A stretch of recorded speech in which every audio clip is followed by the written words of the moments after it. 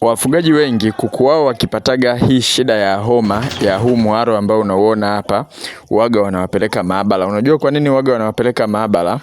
Kwa sababu waga hawajuagi kuku anaumwa ugonjwa gani, na hii inatokana na kwamba huu ugonjwa huwa unasababisha vifo taratibu, na kadri siku zinavyozidi kwenda unaanza sasa kupata vifo vingi, na wakati huo huoni kama kuku wanakuwa wanaumwa, manake wanakuwa bado wanachangamka, lakini unapata vifo. Ndio maana mtu anaacha kuangalia huu muharo ni chanzo cha ugonjwa gani, anakimbilia kumpeleka kuku wake maabara. Na wakati huo labda kuna dawa hapo unajaribu, unanunua Agrocox, unanunua ESB3, hazifanyi kazi.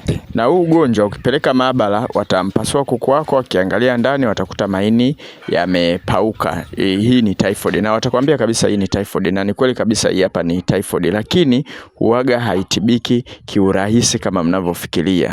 Kwa uzoefu wetu sisi, tiba za asili zimekuwa zikifanya vizuri sana. Kwa mfano haya majani ya mwarobaini ambayo unayaona hapa, lakini pia kuna majani ya mpela, na naweza nikasema kwamba majani ya mpela is the best kwenye kutibu huu ugonjwa wa typhoid. Ndani ya muda mfupi tu kuku wako wanapona, au utapata vifo vingi.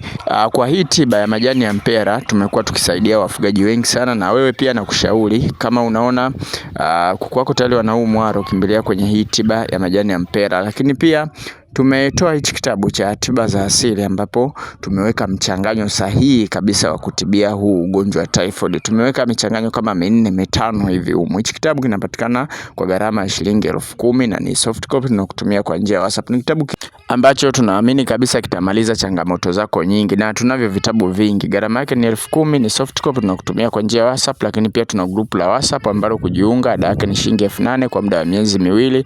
Vile vile kama unahitaji incubator, sisi tunatengeneza kama KingoFarm ambazo zina ubora wa hali ya juu.